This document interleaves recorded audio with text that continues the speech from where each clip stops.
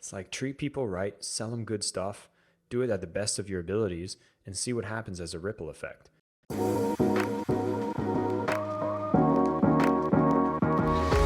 Hello, and welcome to Love as a Business Strategy, a podcast that brings humanity to the workplace.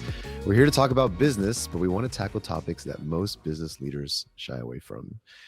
We always believe that humanity and love should be at the center of every successful business. Welcome to the show. I'm your host, Jeff Ma.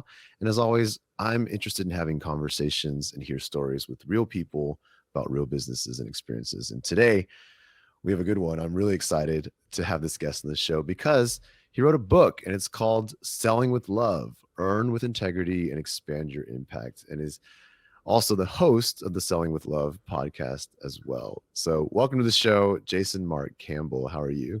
I'm doing fantastic. Jeff, thank you so much for having me. Yeah, we met briefly before the show and it was kind of like this instant kind of easy conversation and connection because I mean, when you write a book and you share a word like love between the two books, I think there's just, I'm just excited to jump right into it. So thank you so much for making the time today and chatting. No, it's my pleasure. I had Frank, one of the co-authors of your book, on my podcast as well, and it was the same feeling. I was like, yes, another partner in the mission to bring that humanity into the workplace as a business as a whole. And for me, I carved out my little piece, which is just sales. So excited to share more. Yeah. Before we jump into the book and stuff, I just want to hear if you could share a little bit more about you personally and kind of where your passions come from and that journey that you've taken to get here. Yeah. It's interesting because I found myself in various work environments and everybody would label me as the sales guy. And for some people that would have a big negative connotation. Yet for me, it was always an exciting label to have. I felt so enthusiastic about being that salesperson. And I knew that if I get to have people with my enthusiasm that can be contagious in making people big decisions for themselves, making changes that makes their life better, of course, I love selling it. And that was a unique twist. And I realized most people thought that was kind of strange and kind of weird.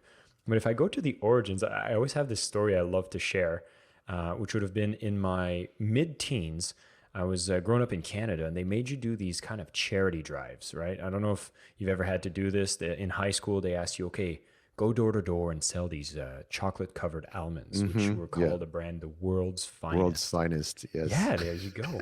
And I think their marketing was a little aggressive. I don't know if it was the world's finest, but everybody adds a label to sell more, I guess. But at the time, I'm going door to door, and I'm thinking, okay, let's see what happens. Knock at the first, neighbor's house. It's like, hey, would you like to buy some chocolate for a toonie? And a toonie is that $2 coin we have in Canada, right? Mm-hmm. And the people would be like, wow, for $2, a great bar of chocolate. It's delicious. Let's do it. And then people would be excited. And I would be like, oh, this is nice. I get to go to people's houses, offer them chocolate. They give me $2. I raise for charity. They get chocolate. Everybody's happy. So I kept doing this for a couple times. I think it was by the sixth or seventh door. I knock, and the person, it was a mother. She basically says, oh, well, let me ask my daughter if she'd like to buy any. And lo and behold, the daughter comes down. She's my age and was going to English school. I was going to French school, so I didn't know who she was. Beautiful woman. And I'm like, oh my God. So she ended up being one of my first girlfriends. So it's not by coincidence that I associated sales and love right there at a young age, where most people have an association with sales around that age about, maybe buying a used car and not getting the best deal, feeling taken advantage of. And so a lot of the baggage comes with it. For me, I have this very positive experience, finding myself going into retail, selling swimming pools, again, transforming people's backyard into an amazing oasis to escape or appreciate the escaping winter as summer rolls into Canada. Beautiful thing. I got into real estate. I was working for a great company and I was on the phones and I was giving them a chance to get on an appointment with an amazing realtor that actually cared about them and would get them the best price for their home or find them the best home. I was excited to sell it. And lo and behold, eventually I found myself in a personal growth education company called Mind Valley. And there was like, wow, everything that I sell transforms people's lives for the better. I'm excited to market it, sell it abundantly. So I worked there for quite a while. And now here I am, having tried to put this book together, really talking about the essence of what happens when you do come from a place of love, as opposed to what is shame and guilt, what is fear, what is, sabotaging ourselves rationally when it comes to selling. And if people can sell from a place of love even more, like I can see the good it makes in the world. And this is what I want to advocate for.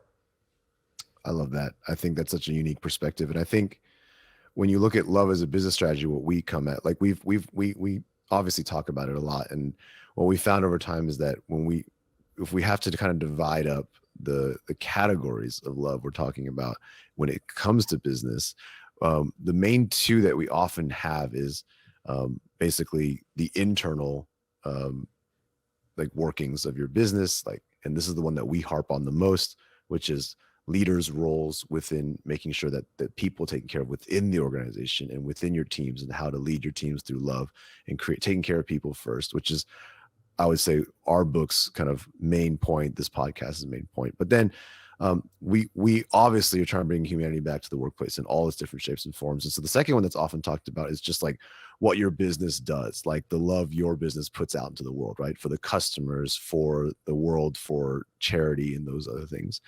But we've also found, and this is where your book, I think, does an amazing job. This is a very unique space in sales itself, where love belongs, where it's like, why, there's always this kind of like you mentioned, the stigma around sales and salespeople, but also just the process of sales often has love lost, right? Because it's about the bottom line. It's very competitive. It's cutthroat, at least perception wise, or sometimes that's reality. And so there's a different world that sits right there within that space that also needs love. And I think I love how your book really dives into that space specifically. And one thing that's really cool is both of our books kind of do it in the same ways, where you share a lot of your personal stories. You don't kind of shove things down their throat and say, this is how it should be done. You just share a lot of really lived experiences. And I love that about it. I really, really enjoyed it. Yeah, I find myself that when you write a book, you're essentially selling people a line at a time to continue reading and taking on this perspective that you Sure. advocate for. And so, in the same way that I encourage people when they sell to actually, use your personal experience and speak about things from your perspective, you don't want to be shoving a product down people's throat, just the same way that if you're writing a book about a unique idea, especially one around bringing love in the workplace or, God forbid, in the sales room, you have to be gentle and you got to walk people through. And when you share those personal stories, I think it allows more people to be engaged and excited about taking on a new perspective. Sure. I think the other thing that stood out for me is that one of the main kind of, I guess, foundational puzzle pieces for us when we talk about trying to create love as a business strategy is around introspection and self-awareness. And your book hits the same exact tone. It's like, as I was reading through your book, it's almost like we're kind of just doing a little dance around each other, talking about all the same things. But share with me a little bit of like your perspective, your angle when it comes to self-awareness in your book. Well, I'll first share something around the fact that, what I'm talking about selling with love is nothing. It's not a new idea. There's one of these classic books from the 1960s called The Greatest Salesman in the World. It's kind of one of those like short story books, and it talks about back in the 2000 years ago, there was these, like, the richest man was a salesperson, and he had these scrolls that he had found that taught him the principles of sales. And the first scroll about sales, to be the greatest salesperson in the world, was actually love. That was the theme. And it was so funny because it was Matthew McConaughey during an interview with my former CEO, Vishen Lakhiani, who actually suggested that book to him. And when the first scroll comes up and it's love, I wasn't even aware. I read the book and I'm like, oh, okay, good. It's being advocated, but we need to be reminded. And oftentimes we need to have it come from different perspectives. So when you speak about, self-awareness and that kind of work, it's very interesting because the way that I did my book, given that it's a sales book, this is the piece I speak about in the last chapter because I need to warm people up. Like to go to a salesperson and say, like, yeah, for you to get better results, you definitely need some introspection.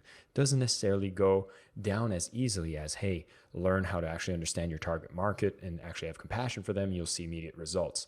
But the last love, because I speak about 5 loves of selling, the last love of selling with love is actually love the self, which talks about overcoming the fears, understanding where you have blocks, especially the fear of rejection being a huge one that causes so many issues for people to hesitate, to not want to follow up, to feel uncomfortable, feel like they're bothering people whenever they reach out and try to offer their product or service, which at the end of the day, you should be in business to actually solve people's problems.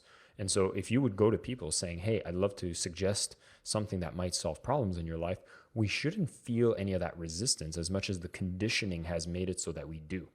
And so I speak a lot about the practices you need to do to be more self-aware of what's going on in your emotions every time you're in a sales scenario, every time money is involved, because there's all sorts of baggage that comes up. So I get people to question the way they were brought up and their beliefs around money, their beliefs around sales, what experiences we personally had with sales, and make sure we're not replicating the things that caused our, call it trauma or reluctance around sales, to not go out and sell the same way, but to do it your way with authenticity, to be integral to the values that you have and sell your way that is highly effective and comes from the heart. Yeah, and also, in my opinion, your book may save it for the last chapter, but it kind of tricks the reader throughout because you're basically asking them these questions to think about. They're very thought provoking, and the whole time they basically are forced to self reflect and kind of come to their own little conclusions about where they are in their own journey, if you will.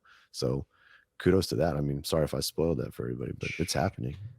It's like I wrote a book that kind of tricks you into personal growth. But the fact that happens once you've done this process is you become more confident, you become more excited about selling, and you Hmm. start facing whatever resistance that comes. And I find sales is the best tool for you to overcome any fears because there's such a high velocity of engagements with people. So you're confronting these fears one after another all the time. And so then you have no choice but to grow. And isn't it funny that in sales is like the one industry that, you'll never get an A plus in sales because your closing rate will never be above 50% in most cases, unless you're selling to only the most qualified leads on the planet. So most people might be getting excited about a closing rate of 20, 30%. But if you were in school, that'd be failing. And then you hear entrepreneurship that the more you fail, the more you grow. Well, guess what? You're probably in the fastest personal growth industry if sales is a regular thing you need to do, because you'll face a lot of failures. You'll learn a ton and you'll grow a ton. Yeah, within our walls at Softway and Culture Plus, the work we do, we have a very long-standing kind of message that we'd say that we're all in sales. We firmly believe that every single interaction you have, even internally, you're selling yourself, but even like the work you do and all those things, you're selling at all times. And so we try to have a focus on not the traditional sales process for everybody, but definitely having that value focused selling kind of approach to everything we do in our day to day. So I loved kind of mixing in your perspective to like that in which I've always been ingrained in, right? It's just awesome to see you being dissecting that to the point you did and how love plays a role in it. This is really great. I have this point in the book where I actually give a definition of sales in my own language. And as I mentioned, I did work in personal growth for a few years, so I had to introduce some of these more spiritual, esoteric terms. So I actually define sales as an energy exchange between conscious beings. And when you know what you offer is so much more than what you ask in return, then that's the emotion of love that balances the equation. And so I look at sales in the same way that you do, which is it's everywhere all the time, both in the professional setting and in the personal setting. Like, what's one of the people are afraid of closing, right? And one of the things that most people will be aware of as a closing line or script, might you say, that typically men will find themselves experiencing in their life, maybe, will be, will you marry me, right? Like, that's a closing line. That's the equivalent in a relationship of asking Visa or MasterCard, right? And what I find interesting is oftentimes in sales, we're talking about tactics and optimization, but I've never seen it where it's like, how many blogs or articles do you need to read on, all right, you should definitely be on the right knee, not the left knee, because that increases conversion rates by like 3%. Like you'll often get obsessed with that. But rather, what I'm trying to advocate for in this book is, listen, the whole ethos of who you are, how you behave in every way is what's going to create the closing that you're desiring in the way that you sell. Just like in a relationship, it's not about exactly the tone and script you use to say, will you marry me? But it's your behaviors, your character, and your consistency throughout the years that makes it turn into a yes. And so this is a big value that I try to advocate in the way of selling, is that it's not just about the process. It's really about your behaviors all the time. I love that. I love that analogy. I have 100% close rate on marriage proposals. So that works for me. Good man. How Um, many did you have? How many? I'm one out of one. There you go.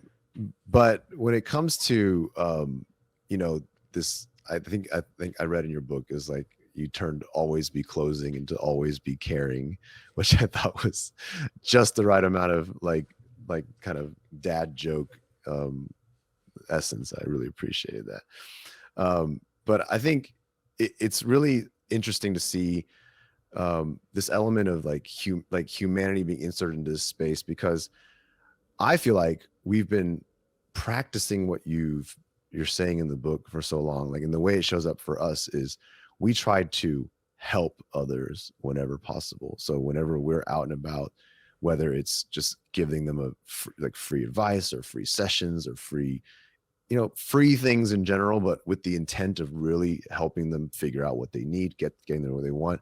It's contrasted to how we used to go about, which is like, what's in it for us as we go out. So as you go out, we're looking for, leads that will, they have to be qualified and they have to have us meet a certain criteria to benefit us. And as soon as we switch to the mindset of, hey, how do we just, if we're going to talk about love, it can't just be within our walls. It can't just be in one way. And we didn't, again, that's why I loved your book, kind of breaking it down into its dissected detail, because we did it at a very rudimentary space where we're just like, let's just love everybody. And so that meant like, even if they came to us, whether, on the street, we would still want to like make sure we could figure out what it is they need. And that started coming back to us in spades, like as those relationships built and as that trust was formed, because we genuinely do want to help. Then they would refer us to their friends, or they would vouch for us, or they would bring business when they came across it. And it became this not accidental, but it really worked. And so seeing that and then laid out in your book, like, oh, we were accidentally doing those things, it really connects our two stories together quite well. Yeah. And it's very interesting because I find a lot of clients I work with might find themselves becoming a martyr in some way.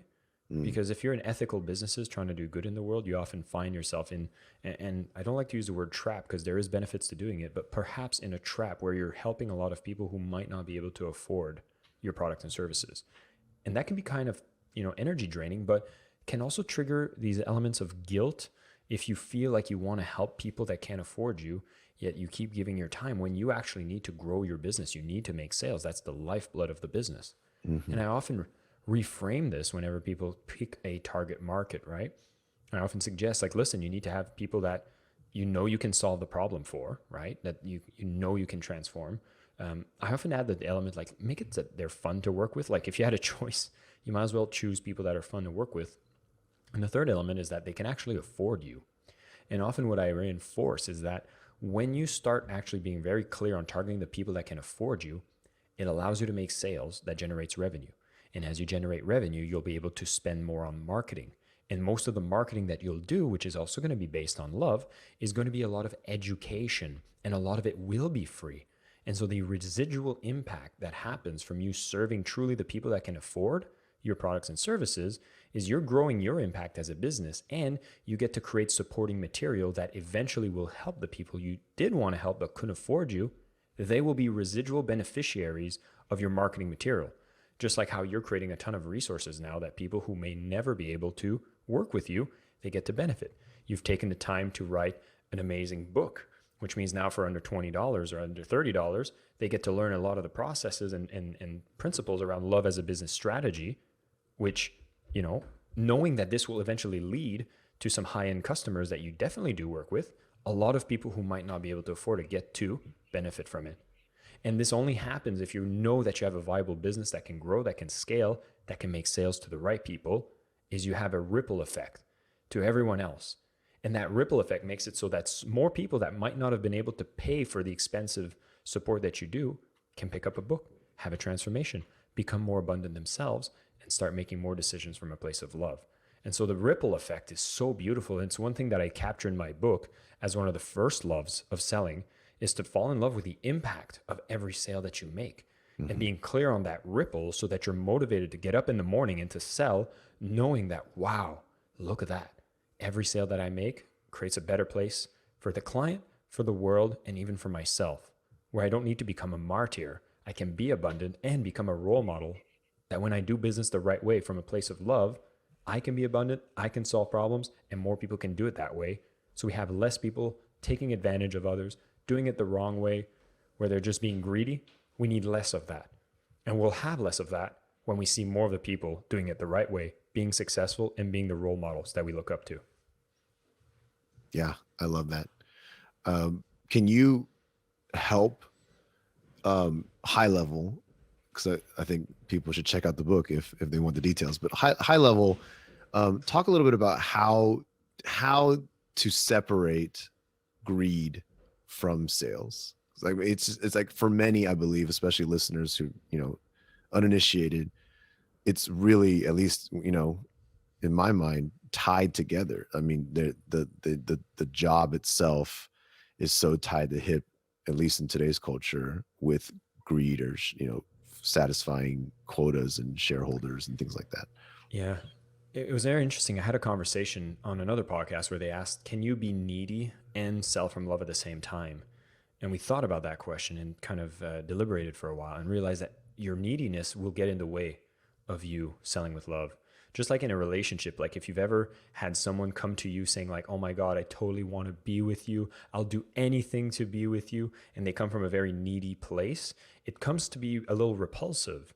Just like if anybody's selling from that place of being needy or greedy, there's going to be an innate sense of repulsion. But the problem that exists in sales is that if you learn the process of selling, you can become extremely persuasive and powerful and lead people towards taking certain actions, because when you learn the language, you unlock ways of moving people that may or may not be in their best interest. And that actually comes based on the emotion that you sell from. And in my book, I actually break down this whole greed aspect. I call it the fear-pride paradox. And this is where you're actually selling from a place of scarcity. You're doing it because you want to hit the quota. You need to do X, Y, Z so you can feel better about yourself. And then you can feel like, oh my God, look what I've done. And if you just learn the process of selling, you'll actually be effective. And a lot of companies like to hire young people that can just follow the rules, follow the process, and don't question it, because they will be able to hit the quotas. But you'll have to be, it'll be a coin toss based on if you're selling something good or bad. Because at the end of the day, when you sell from that space, you actually do not take responsibility for the sales that you've made. In essence, you put that responsibility, it's like, it's over there. I'm just doing what I'm doing to follow the script, follow the process, and sell these people. They should know better. They'll figure out if it's good for them, but I'm going to persuade the hell out of them and not care about the outcome. And the problem is that it in terms of selling, it can work. But on the individual basis, it's very interesting to see that most people who sell from this space find themselves having a high correlation of mental health issues or addiction issues, because you numb yourself to the reality of what's actually going on. The energy exchange is still there. And then you do not want to face the lack of responsibility for the things that you've definitely been responsible for. So we try to numb ourselves from it.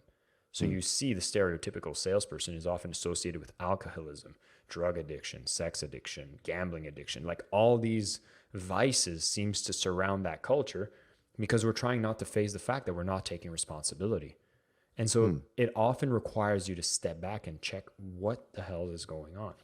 And I've been in this place in my early 20s. Like I've sold, and I remember being like, oh my God, like, is this truly the best product for this person?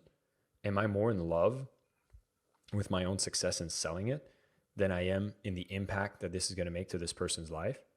Do I truly understand the customer, and am I offering him really what's best for him? And oftentimes you have to open up the conversation around sales culture, which is a huge determinant of how you sell. And what I want to encourage people who read this book is to take a self-audit for yourself about how you can make sure that you're surrounding yourself in a good sales culture, because you'll be fighting upstream if you are not. And what I'd encourage you to do as a person who is going to learn to sell is going to learn that when you sell from a place of love, you will be highly effective. You'll build long-term relationships with clients that will actually buy over and over again. You'll be able to find great sales position if you come from this place. But you'll be finding yourself maybe in a negative sales culture. You'll have to see that they'll actually not appreciate the long-term game that you're playing. So I'm hoping that we're seeing a trend of all the best salespeople who come to realization of this, leave the toxic sales cultures, which will create an incentive to actually change it. I like it. What do you say to people who read your book and say, yeah, I'm in sales. I love what you're saying, but what I sell currently, like the thing that I currently sell sucks? Or like, what do you say to people who feel trapped in that space? Yeah. Because the used car salesman often gets, a kick. They're often being the butt of the jokes when you talk about sales and negative sales association. And I was asked a question on a show recently, which is about like, what would you tell somebody who has to sell a really bad car, right? Yeah. A couple things that I'd unpacked here. One is if you're selling a bad product, you have to ask yourself, bad for who? Is it bad for you? Or is it bad for the person you're selling it to? Because that's different. If I walk, I always tell the example on the flip side, which is imagine you're actually a Lamborghini salesperson, right? And you end up working as a salesperson for a Lamborghini dealership, and maybe you make 50,000 a year, okay? And then somebody walks in, a very wealthy person who's dreamt of having a Lamborghini their whole life. And then they walk in, they're like, hey, how much for this Lamborghini? And you think it's worth it? And you tell them, well, you know what? I'll be quite honest with you. You can probably get the same features and horsepower from a BMW, which will cost like a fifth of the price. You shouldn't be buying a Lamborghini. It's ridiculously overpriced just to look a little more fancy. And right there is somebody saying, oh yeah, this product's actually bad because it's based on your perception and what you value, when the person who walked in was looking to buy something that would make them stand out, be unique, and was a childhood dream of success, the mark that they said, if I make $20 million, I would buy myself a Lamborghini. You have no appreciation for the customer. And so that would be the first thing I would say around selling a bad product is understanding, are you talking about from your perspective or the customer's perspective? Mm-hmm. Because on the other side of that equation, if a family that's not making too much money needs to buy a used car that's just $500, and that car you see you don't think is that good, but at the right price is perfect for this family, who are you to judge about the value that it'll provide for them? All right? Sure. But if you're seeing that you're actually knowing things about this car that would diminish the value, and you feel that the culture is trying to suggest to you not to disclose it, then you need to put your own values in question. And here's one thing I would reassure for anybody who's in this kind of situation is the world will reward people who operate from integrity a lot more from the people who cut corners. And I wouldn't necessarily tell you to quit your job, which I think is a very easy out. I think there's conversations you could have saying to your managers, I'd love to actually keep my integrity to build a great reputation for this dealership. And so I'd love for us to be so transparent on everything we sell. And if this is not the culture we're looking to promote, then I definitely will be open to working for more ethical businesses. And this is truly what I'm hoping to create for anybody who reads the book is an external pressure or internal pressure for all companies to level up their level of integrity so that the best people they know can only be attracted to a company who operates by such measures. And so this is what I'm hoping for. I'm with you, man. I'm excited to like go out there and you got me re-energized for the rest of this week already. That's exactly how I feel. I love that lane that you play in with it. It's something that I don't think about enough. It's giving me a lot to add to my kind of like thought process here because it makes a lot of sense what you're saying. Yeah, it's not crazy. It's like treat people right, sell them good stuff, do it at the best of your abilities, and see what happens as a ripple effect. And try to work for an industry that's actually doing some good for the world. And Sure. that'll be subjective as well, I once got offered a position to be a VP of sales for a vape company, right? Yeah. And then for me, it was like, you know what? No, I don't want to do that. That's not what I want to promote. But then for someone who might have been a smoker for 30 years, switched to vaping, and finally got themselves off tobacco, cigarettes, and into vaping, which means they're coughing less, they feel better, and they're still getting their nicotine kick that they've been addicted to, then that person would say, I'd love to work for this company to help other people quit. And that might be their way of making the impact. And so you have to check in on your own values, and you can't put a blanket statement on what's good or bad. Some people might say, oh my God, oil and gas is terrible. Don't work for this company. It's like, well, the world is powered by oil and gas, and maybe you're trying to make sure that you're working for these types of industries so they become more effective, more conscious on the way that they're extracting it so that we can still function as a society. It all depends on our perspective. So Sure. I'd be very careful to blanket industries as good or bad. Sure. I agree.